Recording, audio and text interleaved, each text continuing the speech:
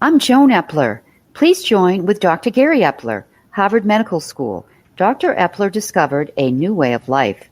Today, we're going to talk about compassion.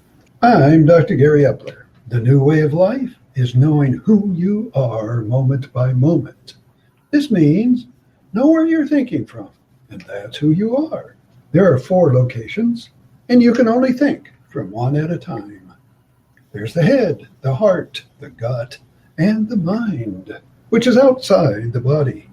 Today, we're going to talk about one of these locations, the heart, and compassion.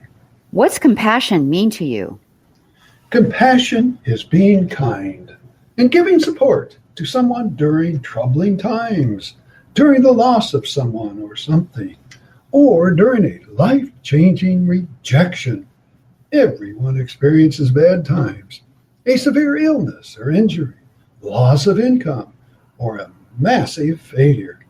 Having someone giving compassion is comforting, provides self-confidence and optimism, and makes the issue more manageable. What's the difference between compassion and sympathy? They're opposites. No one needs sympathy.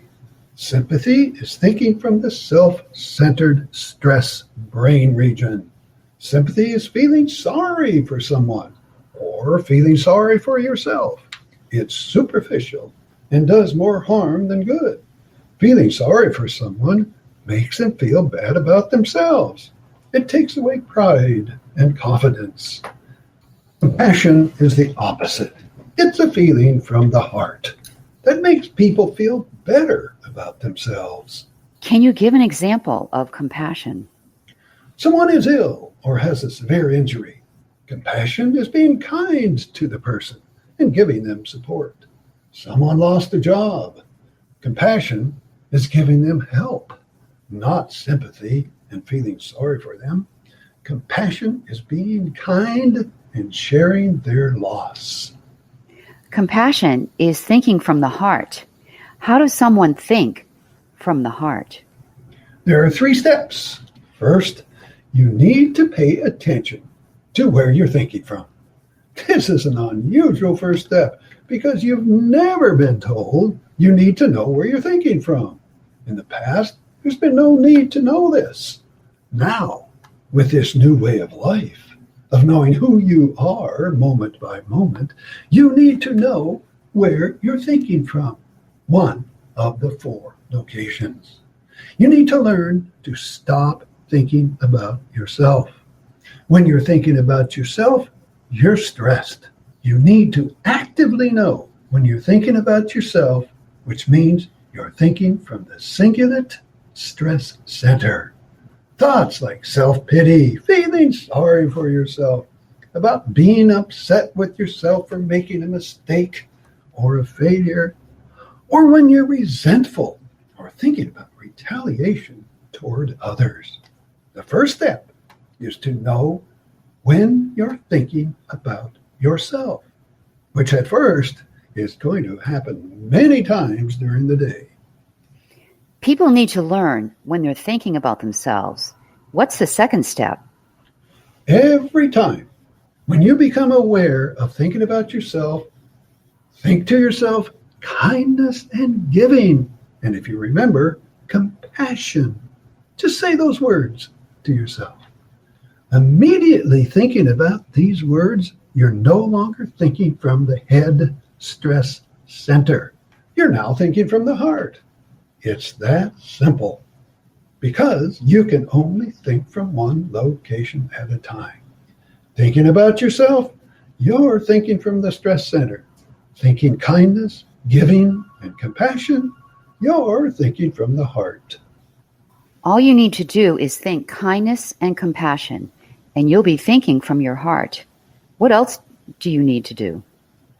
Try to remember to know where you're thinking from all during the day. Keep doing this every day for 2 to 3 weeks, and it'll become automatic.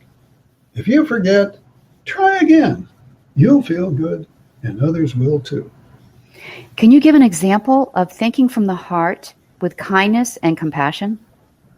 You're upset with yourself for making a mistake. You start telling yourself you're stupid and a failure. The second you realize you're thinking about yourself, think kindness and be kind to yourself. Self-compassion. Think from the mind to create a solution. The feeling of being upset will vanish. Another example. You're feeling sorry for yourself because you're not making as much money as everyone else. Instantly realize you're thinking about yourself and think kindness and have compassion for yourself. A final example. You're upset at a coworker because the coworker didn't support you during a meeting and made you look bad in front of everyone. You start thinking about how to retaliate. Immediately recognize you're thinking about yourself. Think kindness for yourself. Once again, self-compassion. And think from the mind and create ways to repair the damage and look better next time. We often hear about self-esteem. Is this helpful? Not really.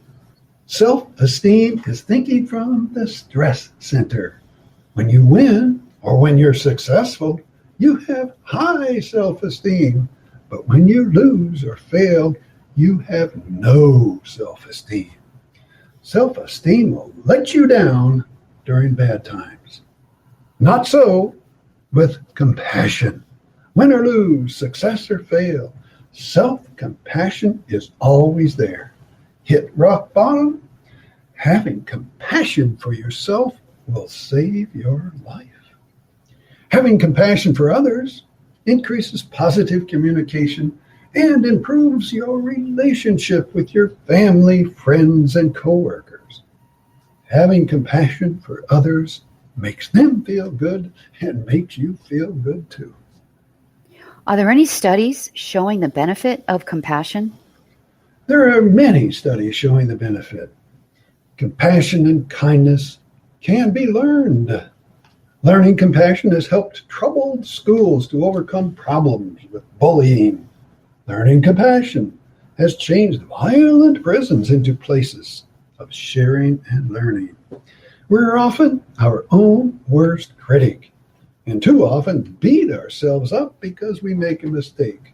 We didn't get the job, or we had a fit of anger toward our spouse or friends. We would never punish our friends or family the same way we do ourselves. Professor Kristen Neff has studied compassion during her entire career.